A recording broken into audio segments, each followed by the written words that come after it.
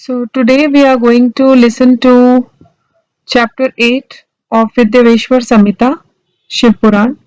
Before that, just a couple of lines from Chaupai Saab from Gurbani.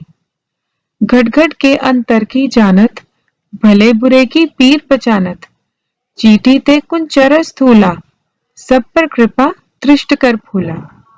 Meaning of these beautiful lines is intimate knower of all our feelings. He is the one who recognizes the anguish of all creatures, whether good or bad. From ant to elephant, he protects and cares for all of us.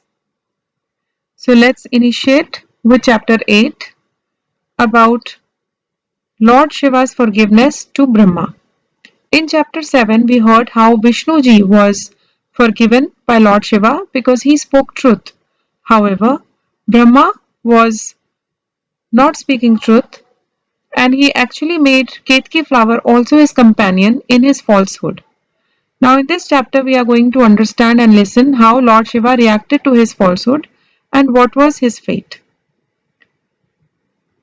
Mahadev created a wonderful person, Bhairav, from the middle of his brows to quell the pride of Brahma.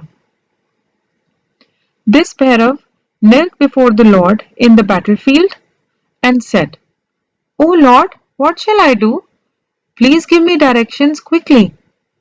Hearing this, Lord Shiva gave him directions and he said, You go to Brahma and you use your sharp pointed, quick moving sword.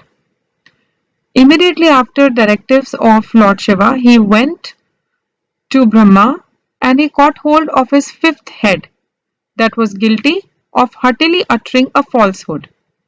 And with his hands, he furiously shook his sword in order to cut it off. As a result, Brahma, he trembled with pain.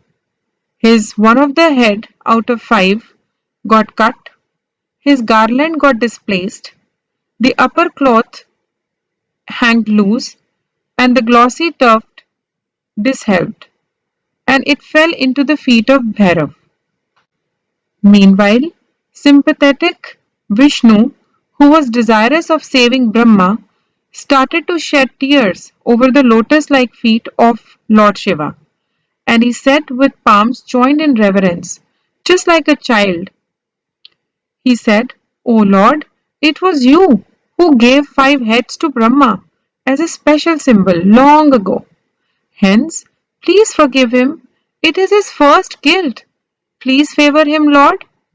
The Lord, thus requested by Vishnu, relented, and in the presence of all Devas, he asked Bhairav to desist from punishing Brahma. Then Lord Shiva turned to the deceitful Brahma, who bent down his neck and said, O Brahma, in order to extort honor from the public, you assume the role of Lord in roguish manner. Hence, you shall not be honored, nor shall you have your own temple or festival. Hearing this, Brahma said, O Lord, please be pleased. O flourishing one, I consider this paring of my head itself a great blessing and a boon. Obeisance to you, the Lord, the kinsman, the originator of the universe, the forbearing, the forgiver of defects, the benevolent one, wielding the mountain as his bow. Lord Shiva said, O child, the whole universe will be ruined if it loses the fear of a king. Hence, you mete out punishment to guilty and bear the burden of administering this universe. I shall grant you another boon, which is very difficult to get otherwise. So, henceforth, in all domestic and public sacrifices, you will be the presiding deity.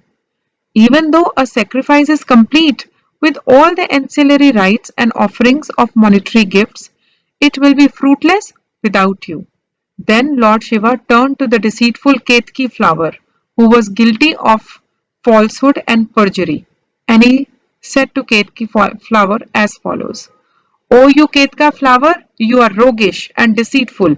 Go away from here. Hereafter I have no desire to include you in my worship. When Lord said this, All devas shunned the very presence of the flower. Ketka thus said, "Obeisance to you, O Lord!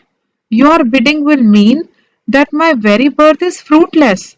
May the Lord be pleased to make it fruitful by forgiving my sin. Your remembrance is reputed to quell all sins. You please forgive me." And this is what Ketki flower uttered.